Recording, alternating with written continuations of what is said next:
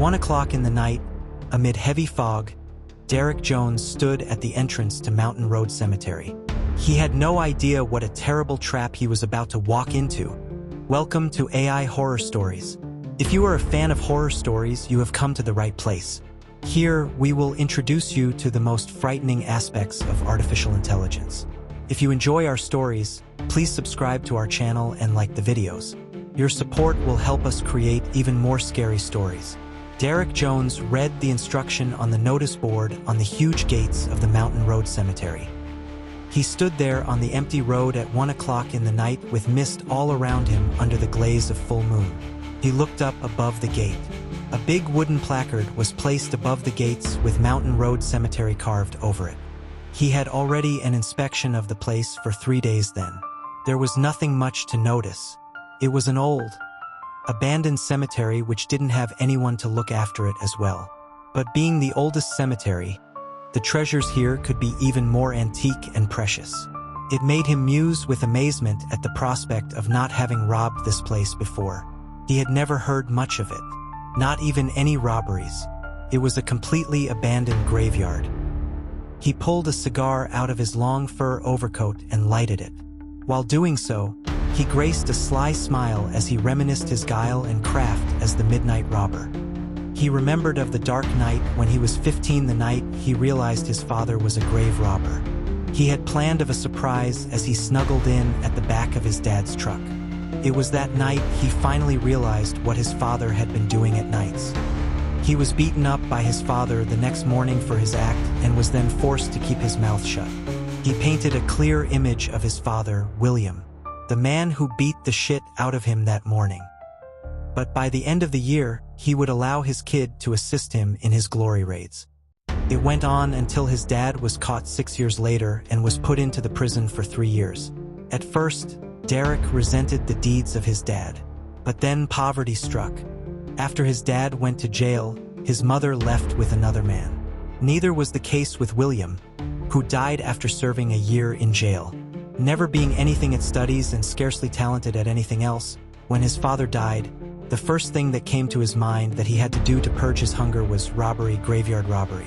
It was the only thing he had some kind of an expertise at. Although initially reluctant, he finally decided he had to rob his dad's grave to start with. He knew of all the possessions they had to bury with him, and he knew he could never have them on his own but by stealing. That way he could keep his esteem and gain the money as well. Not that he had any respect for his abusive father, who would often come home drunk to his throat every other night and display his belt work on his mother and him. He knew it was a sin, but he was certain he had to do it. If not now, then in the future. Better started at home than starting with someone else's, a weird nonsense theory that made sense to his biased mind. He had nothing to cling unto but money for his living. And that's how it all began.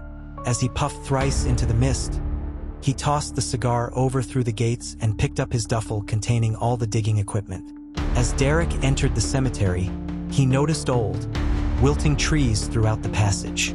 This was a big necropolis with a huge horse and warrior statue at the center of the cemetery. There must be at least 80 to 100 graves, he wondered. He walked past several graves, had a good look at the soil, its dampness, the grass cover, the tombstones. He wanted to start from somewhere softer. Thought of it as a good auspice. He kept probing with his shovel. In the darkness, he couldn't have a good look at the names on the gravestones. The atmosphere around was cooler than expected, and calm, and eerie. It was making him feel a little uncomfortable. As he walked closer to the horse statue, he finally came across one such soft piece of land over a grave. He then dragged his shovel over the soil and was mighty pleased. Derek usually had a habit of praying to the person's soul that the grave belonged to. For that, he dropped the shovel aside and stood up straight. As he was about to have a look at the tombstone, he was flabbergasted by a distant voice. "Who's there?" Shocked, Derek gazed at the direction of the voice and noticed the light beam of a torch. He picked up his bag and threw it into the nearby bush and kicked his shovel into the bush as well. "Who's there?" It was the voice of an old man. "Hello, sir," Derek replied. As the unknown man came closer, Derek could now have a close look at the unfamiliar face. He was an old, bald man with a big torch in his hands, the irregular swing of the beam directed at the waning strength of the man's arms. He was dressed heavily due to the chilling atmosphere but was wearing torn shoes. Derek put his hands in his pockets and put on a wry, confused and subdued smile for pulling out an act of calmness and innocence.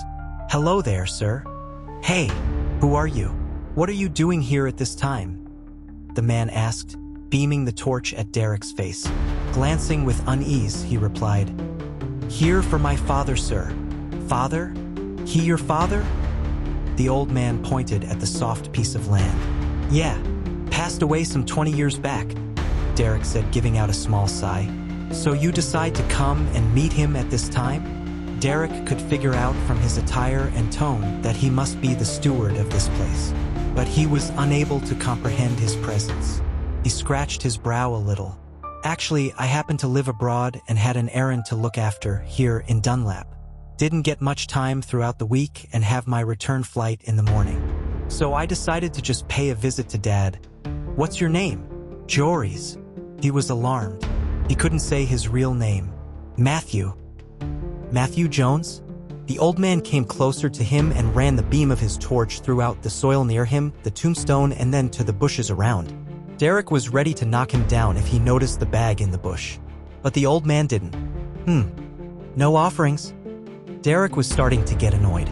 "I would love to shove some offerings into your fucking mouth. He's my father, ain't it? Would you like to give me some space?" The old man gave out a cackle.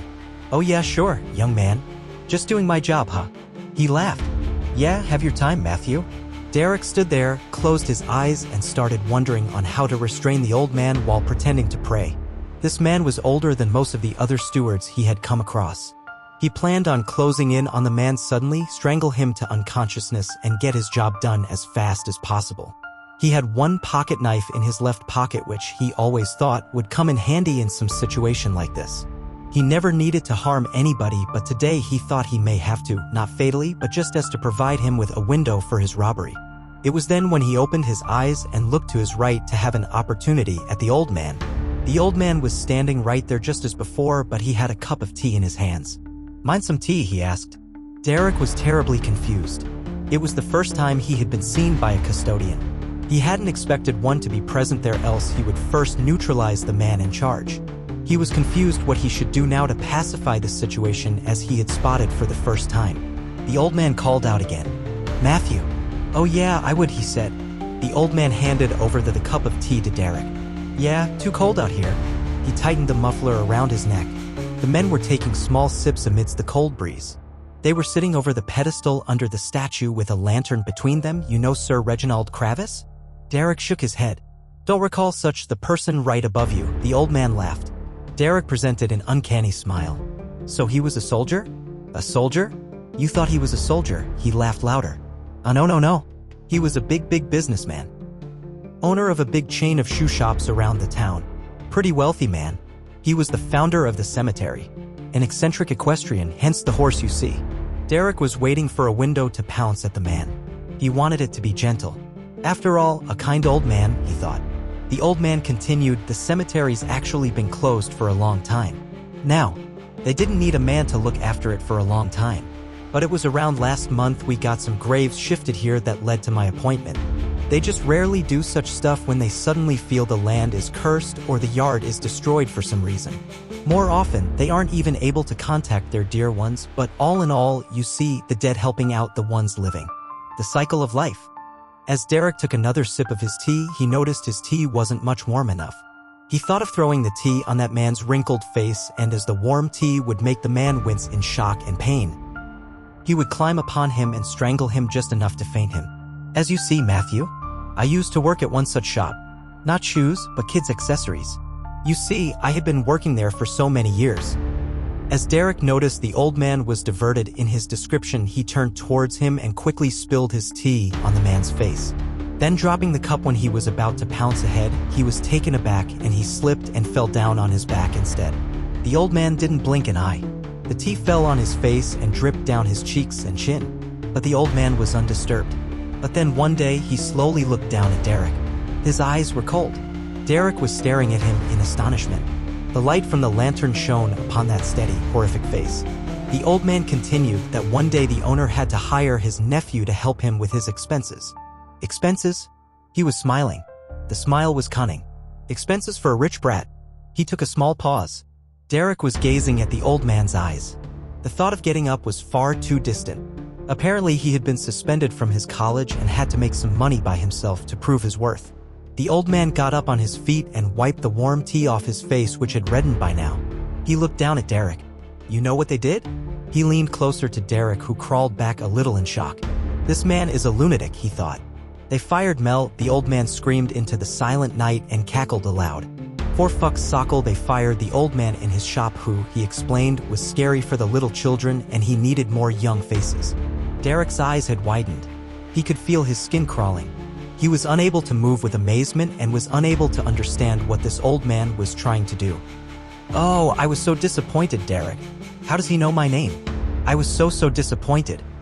I hung my head down as I left and was completely dejected. I just handed back that absurd rabbit cap and left the store, Derek. Oh, it was so sad and infuriating. Derek slowly took his hand into his pocket and held the knife. I just couldn't look up as I walked ahead onto the street. It was when I heard a loud screech of the tires, and as I looked up, Derek pushed himself up onto his knees and stabbed the knife right into the man's chest. He was panting fast with fear. But the old man didn't move, didn't wince, didn't stumble. Neither did he even glance down. He smiled and looked closely into Derek's eyes. Their eyes were very close. Derek felt his heart stop and then pound fast. There was no blood. You know, as I looked up, it was the second last thing I ever saw with my real eyes. He grinned. I was tossed up into the air by the truck. It hit my waist. The old man's waist cracked and bent. Derek's eyes widened and he was about to jack back, but the old man held his hands on the knife. I hit the lamppost nearby. His shoulder twitched. I landed straight on my face, Derek. There was suddenly a big cut on the old man's forehead. Blood spluttered out upon Derek's face and then started trickling down the man's face rapidly.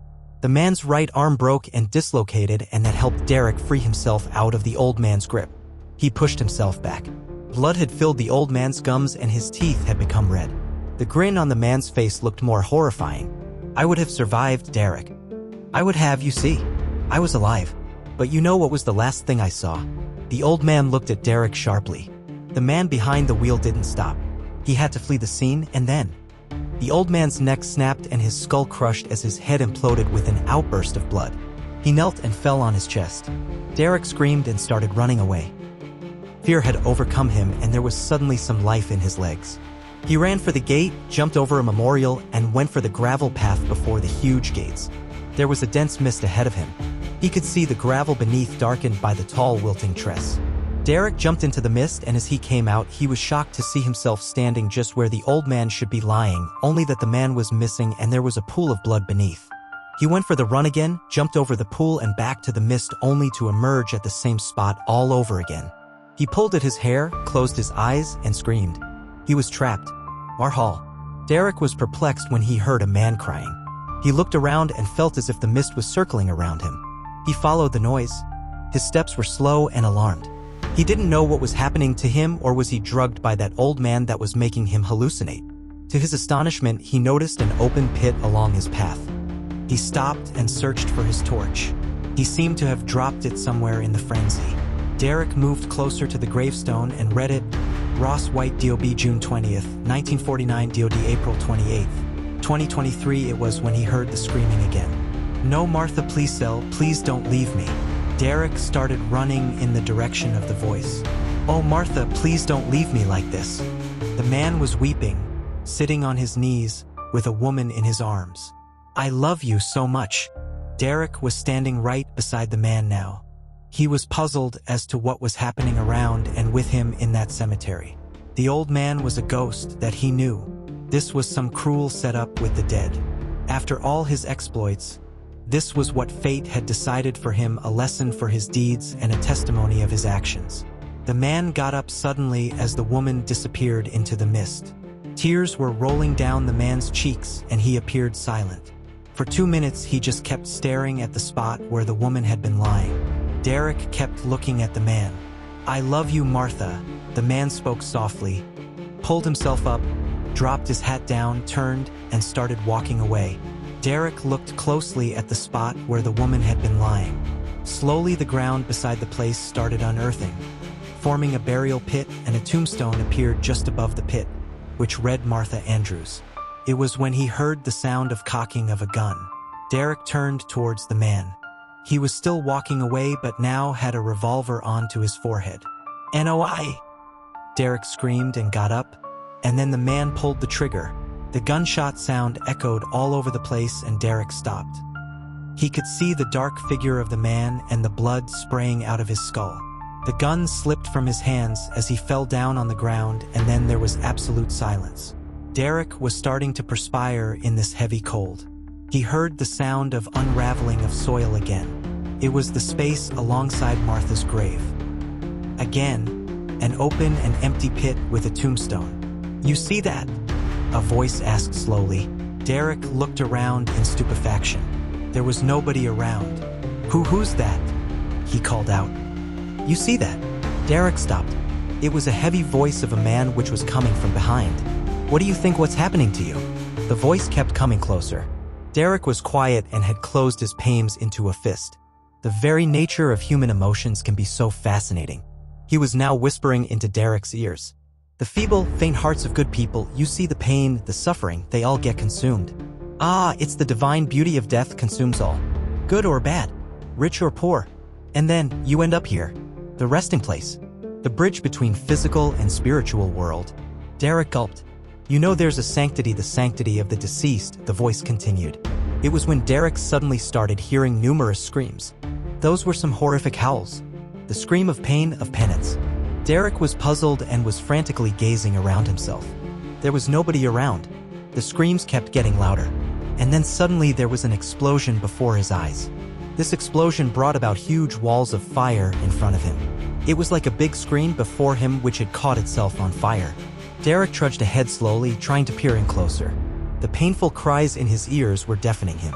He could see numerous people within the rising flames. Those people were being burnt alive. The fire felt very real to Derek as he could sense the warmth closing in slowly. He could see the people running hands all over their bodies in pain. Their scalp was peeling off. Their skin was melting and Derek could smell it. The fire was consuming everything and even the eyes melted like wax in its unforgiving heat. He was starting to get more and more petrified. Scared, Derek pushed himself back and got down on his knees. There were tears in his eyes. His arms were shaking at the terrible sight, and then he started weeping. "Oh, please. Oh, please. Please, I can't see it. No, please." Derek closed his eyes, melted like wax in its unforgiving heat. He was starting to get more and more petrified. Scared, Derek pushed himself back and got down on his knees. There were tears in his eyes. His arms were shaking at the terrible sight, and then he started weeping. "Oh, please. Oh, please, oh, please, I can't see it. No, please." Derek closed his eyes, hid his face behind his shaking arms, and crashed in front of him. His knees could barely hold him anymore. The shrieks were bewildering him. "Please make it stop," he screamed. All the grace, charm, and charisma the midnight robber once possessed had long since vanished, and all that was left in him was immense trauma and the faint heart of a prisoner of war who was waiting for his imminent end. For years, he had fooled many, robbed many, but tonight it was his turn of being robbed off his soul, his ego. Derek had surrendered himself before the gods of death, and he was certain his passage to hell was from this very wall of flames. Those were the final screams of the war veterans who fought in the Great War. The voice started. Derek opened his tearful, strained eyes but didn't look up. It was coming from right ahead of him. The very honest and elite. The selfless warriors who fought valiantly for what was theirs but were tortured and humiliated to death. They were buried with the highest honors right here, in this pious land, with whatever was left of them. Derek mustered up some courage, hesitated, and then again determined himself to look up. He slowly moved his arms away and glanced ahead. It was a silhouette of a man wearing a dark, long cloak which was hooded above his head. He was standing still in front of the wall of flame, and the light emitted by the fire had made his appearance even darker. Derek could hardly see the silhouette's face under the darkness of the hood and the flashing light behind. The figure continued, "You must be thinking, why tonight? After all my exploits, all my heroics, why tonight? Right?" Derek was stupefied. "You will soon find out," the man said in a mocking tone. It was when a man engulfed in flames burst out, crashing through the spectral figure and causing it to vanish before stumbling and collapsing at Derek's feet. He crawled back in anguish and hit the stump of an old tree. The man frantically rubbed himself against the dirt, desperately trying to extinguish the flames eating into his flesh. Screams of terror and agony tore through the air as he turned, clawing at the burning patches on his body in an agitated attempt to douse the fire. His skin blistered and melted before Derek's horrified eyes. Paralyzed by fear, Derek curled up on the ground, unable to react. The soldier's tattered clothes had burned away, exposing raw, searing flesh on his chest. And then the soldier suddenly looked up. Derek did too, but there was nobody. "No. Sir, please no." The soldier raised his hand up as if to stop someone, but before Derek could comprehend anything, something came down, slashing onto the soldier's skull, a machete, as Derek thought. Blood sprayed and splattered onto Derek's face as he started screaming in horror. The lifeless body now lay motionless on the ground, but the machete showed no mercy. It descended again, striking the skull, then hacking the neck 3 times before tearing into the chest with savage force. Fragments of rib bones and shredded lung tissue flew into the air. Blood sprayed across Derek's face, filling his mouth and stinging his eyes as he screamed in sheer terror. The relentless blade continued its brutal assault until, with a final, grisly strike, the head was severed from the torso. Then suddenly he had the strength to get onto his feet, and then he started running away from the soldier's carcass. He was unable to breathe and his throat had given in. He couldn't hear himself scream anymore as he ran frantically away. Derek stopped as soon as he crossed the statue. He was amazed and terrified at the sight before him. All the graves in the cemetery had been unearthed. He slowly walked further to the one he was going to dig up. As he walked further, his foot gently hit the old man's lantern, which rolled over to the gravestone. Standing in front of the pit, he noticed the grave was open with an old skeleton lying within. There was nothing he could steal from it was just a frame of skeleton. As he glanced ahead, he could barely see the name on the gravestone as his eyes were filled with blood and all the dripping sweat. Derek tried to peer in closer as he moved closer to the edge of the pit. He rubbed and squinted his burning eyes and then gazed up. His eyes widened as he read the name on the gravestone. He was shocked and confused and stunned. It was when the voice came from behind, "Now you know why." Derek spun around abruptly, coming face to face with the cloaked figure once more. Confused and hesitant, he began to raise his hand toward the man's hood. But before he could fully grasp it, the figure lunged forward, shoving Derek into the pit. As he fell, Derek instinctively reached out, his hand catching the edge of the hood and yanking it back, revealing the figure's face in a fleeting moment of shock. He landed into the open grave and badly hurt his head and twisted his leg as it collided with the grave's edge. As he grimaced and looked up, he was there, his father, William, standing right above the pit and glancing down at his son. Derek was still amazed as to how could he be here. "You should see between the lines," William remarked. Derek touched the back of his head and it was bleeding profusely. It was then when the words of the old man, in the pretense of a steward, ran through his memory. "But it was around last month we got some graves shifted here that led to my appointment." His father's was one of the graves shifted into this huge cemetery. "Your doom was destined when you robbed my grave, son." Slowly, soil and mud started descending down into the pit. "It is not your hate for me that led to this, but this is what was bound to happen. The haunting memories of your crime and the sins you commit, they eventually foster upon you. That's what happened to me and now dash." He stopped and looked quietly as soil started filling up the grave. Derek mustered up all the strength he had and started to scream, pointing at his father, but not before the soil filled into his mouth. "Look what I brought upon you, kid," were the last words Derek ever heard as the soil then engulfed his stinging eyes and weary ears and then slowly filled up the entire pit, and then there was calmness. Alms for the poor. It was a street beggar who regularly used to sit and roam around the Mountain Road Cemetery. It was 8 o'clock in the morning and he had just arrived at the place with an empty bucket in his hand. As he was passing through the cemetery, he stopped and glanced at the gate. It was open. The beggar scratched his head, trying to recall when was the last time he had seen these gates opened. Last month? Aha! He walked closer to the gate and glimpsed down. "What? Every fucking day?" The beggar grimaced as he bent down, picked a placard up and fixed it back on the gate. The placard read, "Custodian required."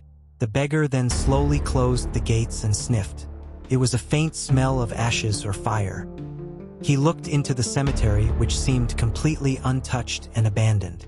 Seeing no activity within, the beggar turned and left the place whistling.